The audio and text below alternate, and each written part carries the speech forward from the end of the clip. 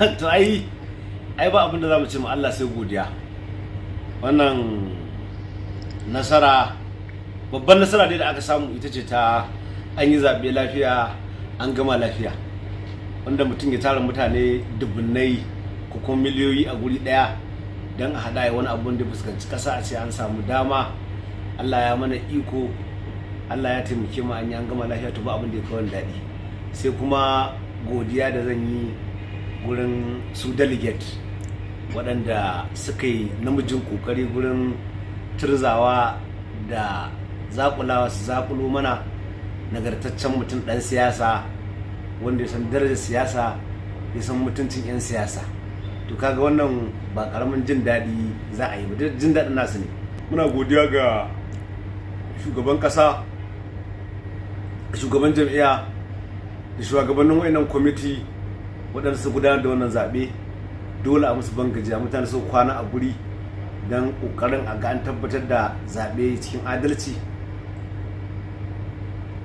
A to ainihin wannan da ke gani kowa aina wani, ina kira ga su 'yan takara da daman dai abu ne na aiji jam'iyya ce, don da aka yi zaɓe wanda Allah ya ba shi ne, Allah baya sabon aiki.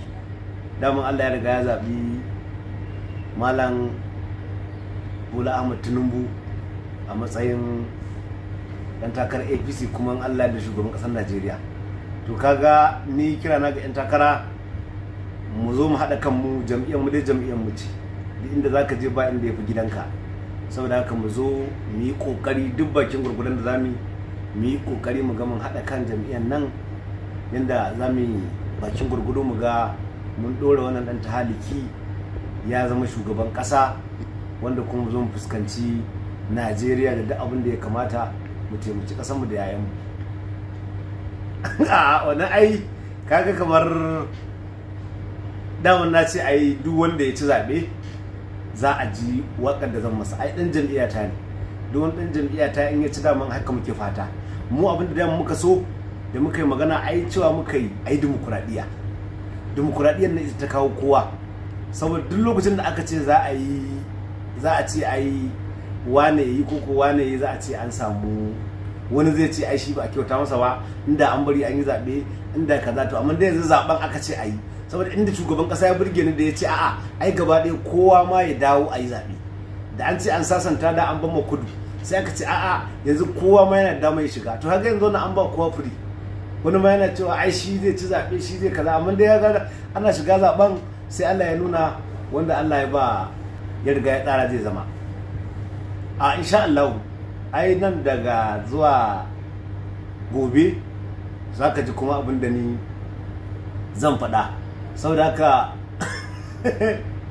a duk wata jam'iyya ayin take wani ɗan rarage banta, ko wani tashan wannan da ke ko kuma tashan kumfarar kilin, ko ta mai wani tashan kumfan kilin yanzu. Ai da an ce ai ana gaya musu Bola Tinubu ne, ko hankali shi ya tashi. Duk wata jam'iyya yanzu, ba wai jam'iyyar PDP kawai ba, duk wata jam'iyya irin masu tashin kumfa kilin din nan yanzu suna nan hankali ya tashi, saboda an ce Asuwaju ne. Shi kuma Asuwaju an san ɗan siyasa ne gogagge, girasar ɗan siyasa, wanda duk inda ka je akwai tushen shi, ko kuma akwai furen shi, ko kuma akwai me ya kace jijje shi.